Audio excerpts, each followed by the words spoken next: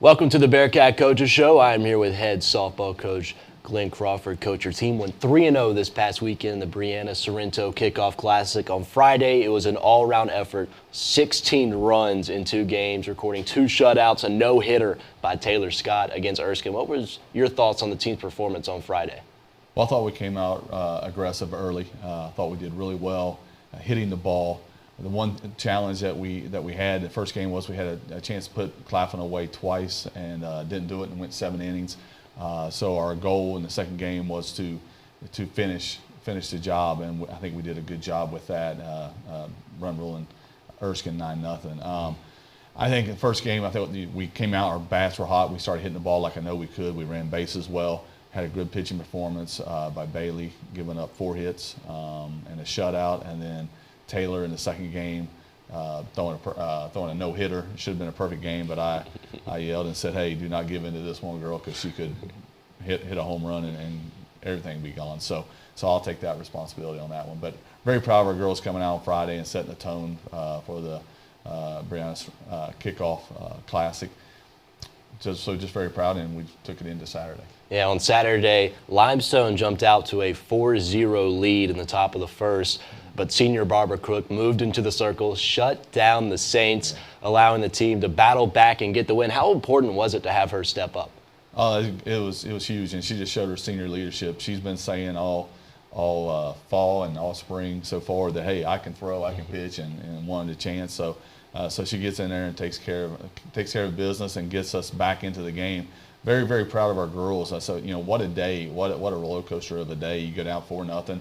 Barbara comes in, shuts them down, and then we go one at a time. We're going to get 1 run at a time, and I believe we had 3 innings in a row where we had 3 runs scored. So wow. Once again, the bats came alive, and we ran bases, and Barb held us in there. Then Bailey came in and threw 2 innings or inning, maybe 2/3, and then Taylor came in and shut it down for the save. So once again, if we look at Friday, what we wanted to accomplish, what we wanted to learn. Saturday, the same thing. We learned that we can come back when we're down some runs, and then we had to hold on to it as well and play in rain and cold and slick weather and come out with a win. So I think we learned a lot this weekend, and we can put that in our filing cabinet for down the road. Yeah, and Barbara also helped herself out at the plate, hitting a 2-run home run to tie the game at 4. Yeah. Abby Behe and Logan Coward also hit home runs to help power the team to the win.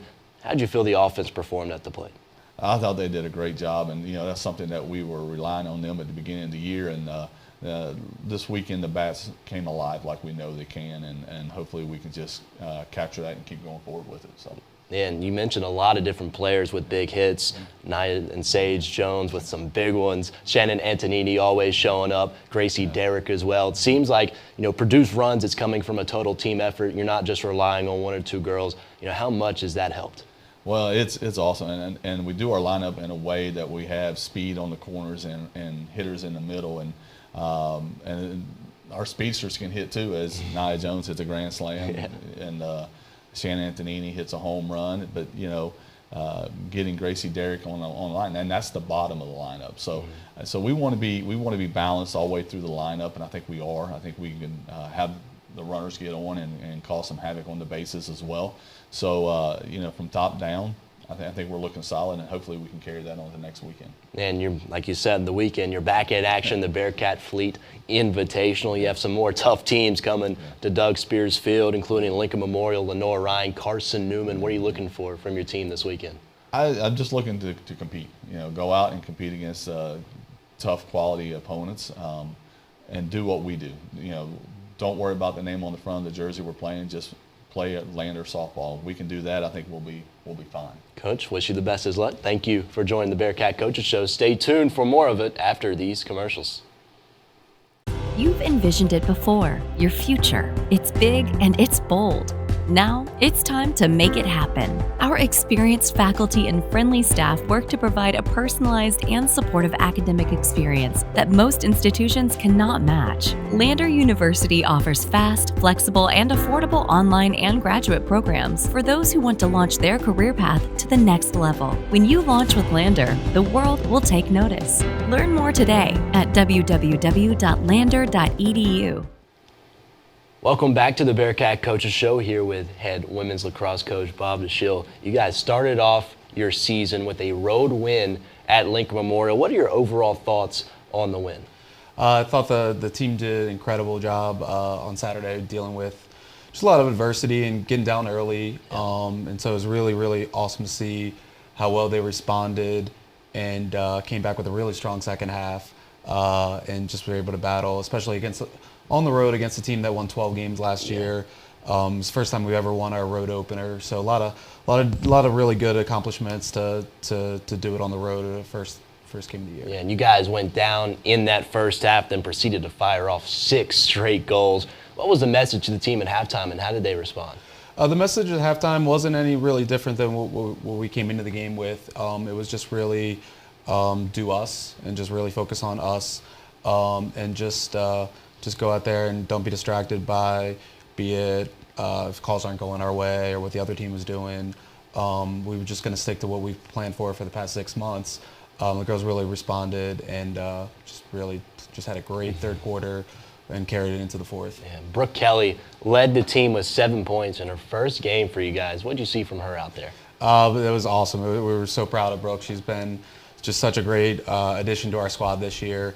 And she's just very poised. I got it done, obviously, with some great shots and also great feeds. But in the ride, she created a lot of extra possessions by just how well she provided pressure. And she was much needed, and she really executed really, really well.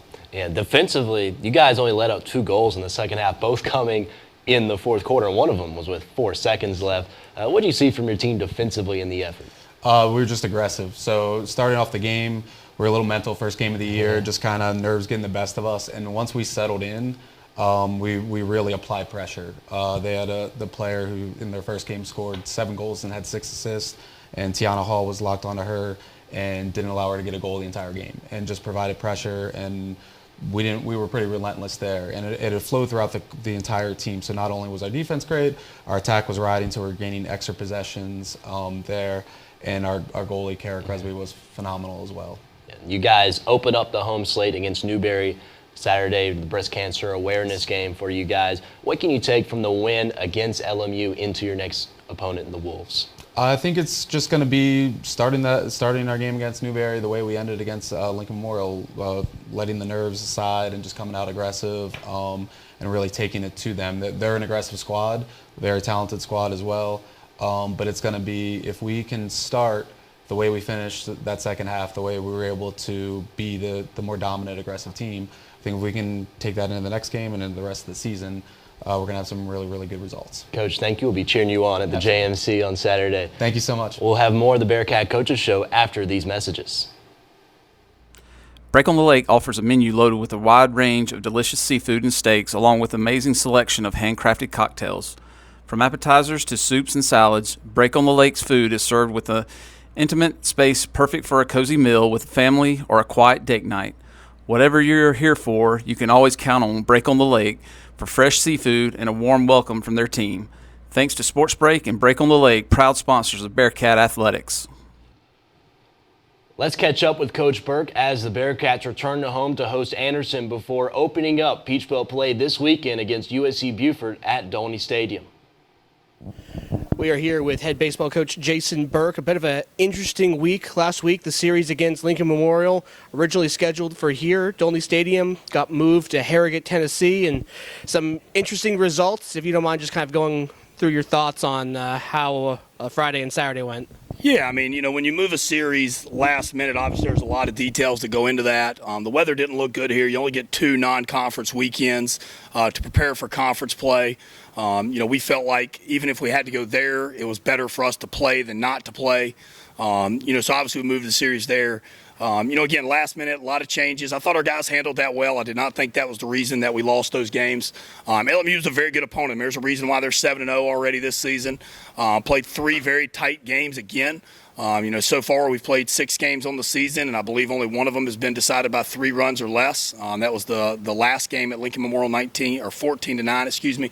I thought Friday night, we went out. I thought Foray kept us in the game, did not have quite his best stuff, but I felt like he competed, gave us a chance. Offensively, we just couldn't get going. A lot of ground balls to the pull side, not really using the entire field. I'll give a little bit of credit to their pitcher. I thought he was a legit weekend arm. I thought Queener did a fantastic job of keeping us off balance, pitching quick, keeping the tempo up on our offense. And then Saturday you come out for a doubleheader after losing a close game again. After traveling, and I felt like our guys came out ready to compete. Our 2 starting pitchers that day, Evan couldn't find the strike zone, and they did a good job taking what they should take. And, Cooper's been battling through some back issues, and, I think it flared up on him bad before the game. And obviously you don't get what you want out of your starters, but I felt like our bullpen did a solid job of keeping us in the game after 2 pretty poor starts to the game on the mound. And offensively, I was very, very pleased. Our quality at bat percentage was really, really high. I felt like we used the small ball that we were trying to use at times to keep innings going, to move runners over. Very, very pleased with that part of it. And then, obviously we think we've got some pop in the lineup too. Jenkins, McClellan, Manriguez, those guys deliver, some power with some doubles and home runs.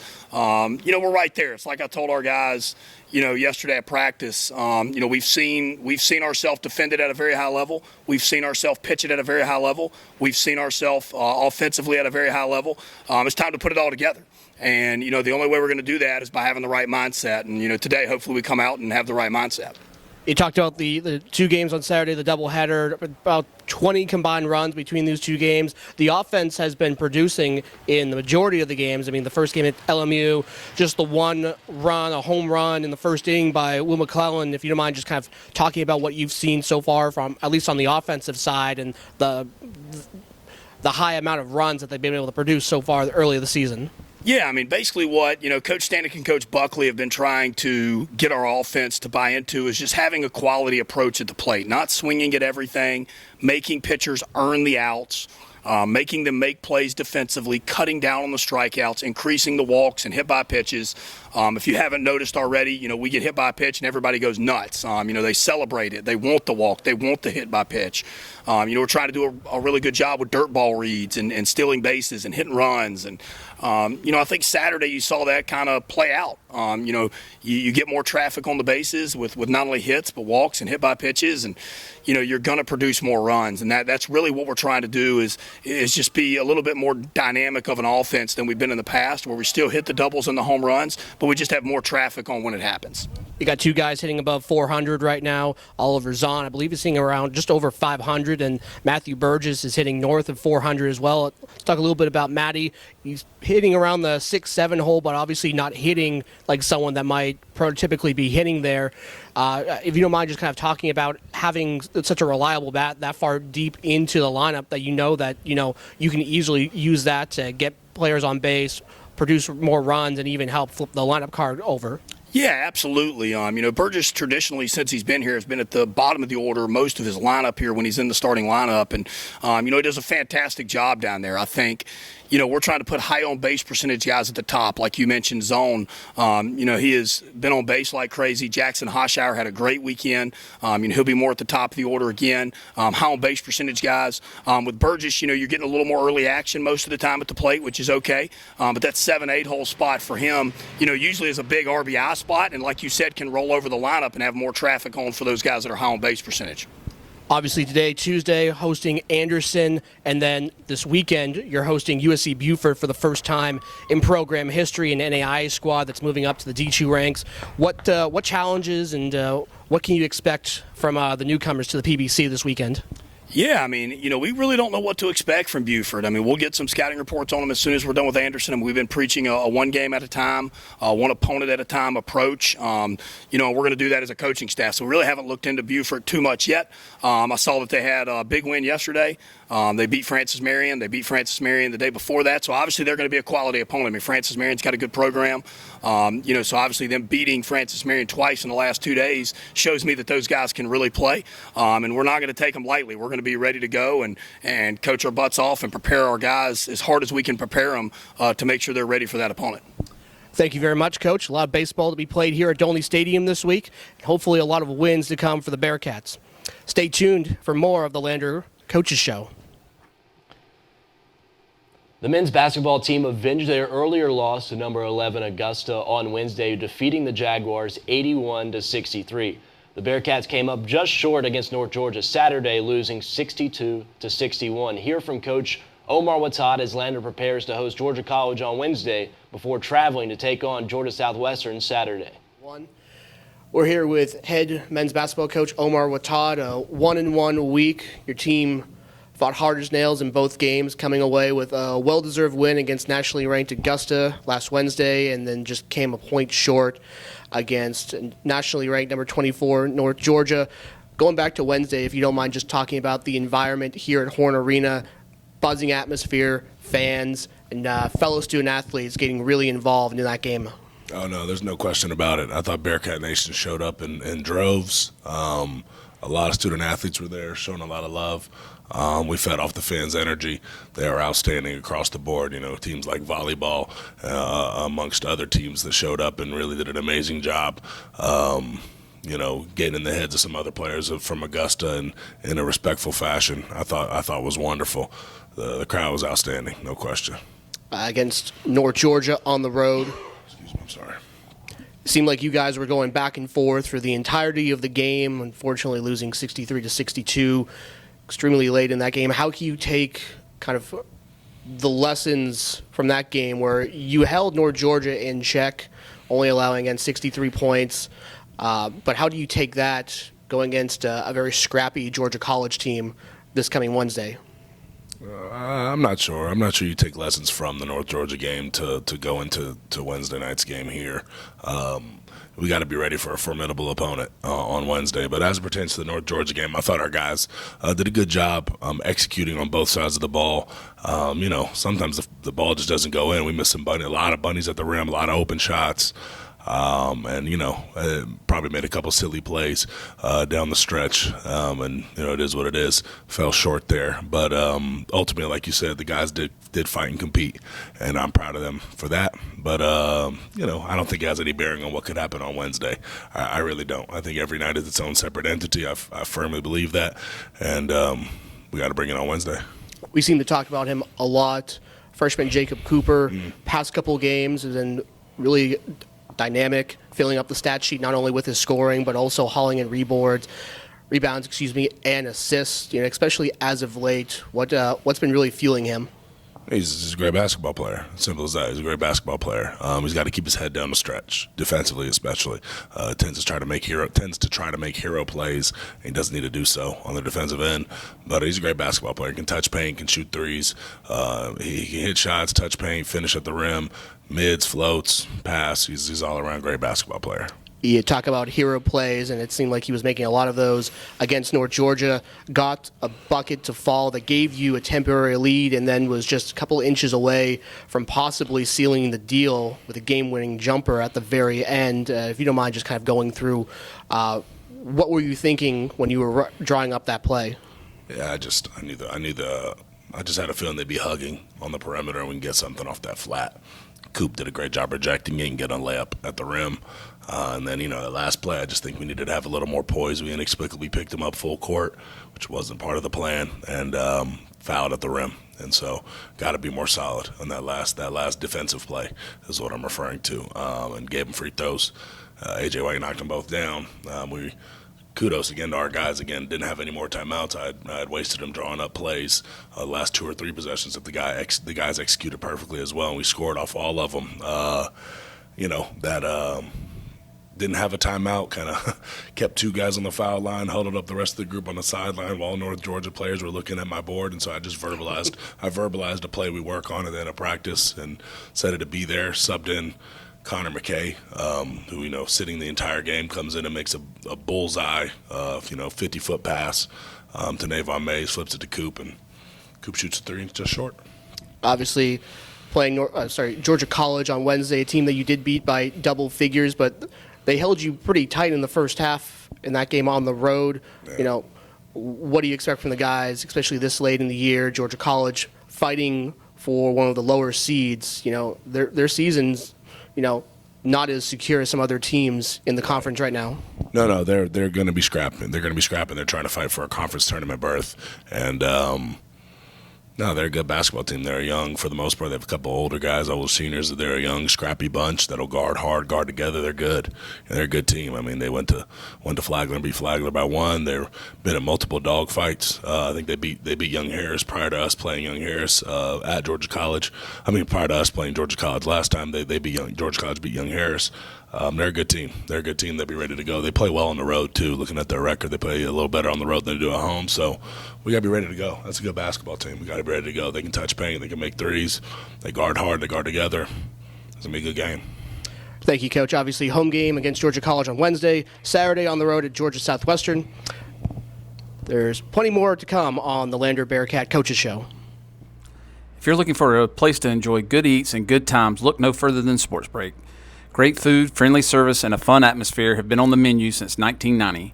So bring the family by for lunch, stop in to watch a game, or enjoy a late night with friends with some cold drinks while listening to live music at Sports Break. The women's basketball team fell twice last week. We caught up with Coach G to hear how the team is preparing for the games this upcoming week. Here with head women's basketball coach Stephanie Gelhausen. Coach, had a tough week last week. Let's start on Wednesday, where you guys were able to bow back from down 11 and take the lead a little bit from the fourth quarter. Couldn't hold on. But, again, you guys come back from another double-digit deficit. I know you don't want to be doing that every single game, but for such a young team that has such resiliency, it's got to have an impact on you.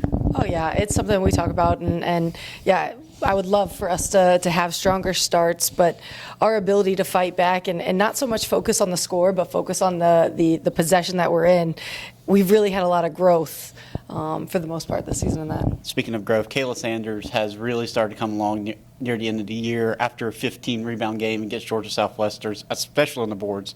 She's had close to 10 rebounds in pretty much every single game since. She's the only player that you've gotten to see her whole career after being with her at Ashland for 4 years. What have you seen from her this season and throughout her career?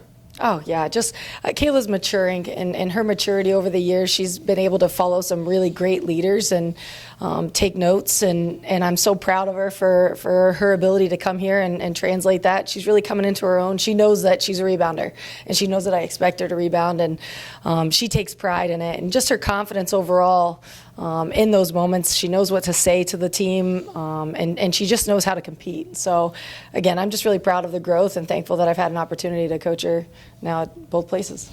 And then on Saturday against North Georgia, it was really a snowball effect, but really started in that first quarter. We're getting in foul trouble early. Had, I think, 3 players with 2 fouls in that first quarter. How does that draw a wrinkle and everything with such a thin rotation, having that early foul trouble? And how can you take lessons from that game into not getting into foul trouble the rest of the season? Yeah, I mean, that is a huge wrinkle for us. When it comes to rotation, I like to have a set rotation so players know kind of when they're coming out, how hard they need to go, all of those things. And so when you throw foul trouble in, it makes it difficult for players to really gauge when that next rotation is. Not to mention that you get used to playing in a certain lineup. So having to play through foul trouble and rotate a little sooner than we'd like, it does cause us to just lose that ebb and flow that we're used to. But I think the message is consistency defensively, right? Just staying in the play and kind of knowing what's going on and not taking any breaks, because for the most part, it's when we take breaks that we get into foul trouble. But I am proud of the group and proud of the kids that have come in and stepped up here late with Jasmine Grant and Destiny Middleton. They're really coming in and getting more minutes and have been growing each possession that they're in. So the goal moving forward is to make better decisions defensively, and hopefully we can avoid that foul trouble. So you guys have another Wednesday at home, Saturday on the road week. Started up against Georgia College, a team where you guys defended them pretty well. There were a lot of cold spells defensively, but also there were cold spells for you guys offensively. What can you take from lessons from that game down in Milledgeville into this Wednesday to try to get a win? Yeah, I mean, I think a lot of credit goes to Georgia College when it comes to the cold spells on our end. They defend really well. They're really intentional about their scouts and defending personnel in a specific way. So we've been watching a lot of film. We've been talking about taking the highest percentage shots and not letting their defense slow down our offense. offense. It's all about ball movement and playing together. And then defensively on our end, it's got to be knowing personnel just as much and taking away shooters. And defense is a lot easier to play when you take high percentage shots on offense. Coach, best of luck this week. Excited to see you guys play. We'll be right back with the Bearcat Coaches Show right after this. Open since 1959, the Dixie Drive-In is home to the Dixie Cheese. A short-order restaurant with a family-friendly atmosphere, the Dixie Drive-In offers comfort foods like burgers, fries, and sweet tea. Located across the street from the Jeff May Complex at 600 Montague Avenue, be sure to plan your post-game meal at the Dixie Drive-In. Head wrestling coach R.C. LaHaye joining us here on the Bearcat Coaches Show. You concluded your regular season this past Thursday, steamrolling number 18 UNC Pembroke to claim your second straight conference title. I mean, the best is yet to come this season, but overall, your thoughts on the regular season? Well, you know, we were able to not just compete within our region, but wrestle some of the best teams in the country, and I really think that's prepared our guys for postseason play here. Yeah, against Pembroke, you picked up bonus points in 5 of your 7 wins, including a pin from James Joplin again, tech falls from Elijah Lusk and Anthony Iacovetti. You know, if you don't mind, just talking about the beatdown that you put on the Braves. Well, our guys showed up to wrestle. You know, they left their best kid at home. I know Joplin was really looking forward to wrestling him, but you know, we'll get a crack at him at regionals. But top to bottom, our guys wrestled really well and brought home another championship. Yeah, and speaking of regionals, in a couple of weeks, you duke it out in the NCAA Division II Super Region II Championships. Could you briefly go over the importance of this heading into the national championships? You know, you've done it as a student athlete and a coach, so what are you looking for from your team next couple of weeks? Well, we got to show up. You know, we've had a great season so far, but if they don't show up that weekend, it's all for nothing. So top 3 in each weight class advance to the nationals. So obviously our goal is to get all 10 guys through to the national tournament. Coach, we wish you the best of luck. Thanks. We'll be cheering you guys on. Congratulations on a great season. Thanks, buddy. And thank you guys for watching the Bearcat Coaches Show.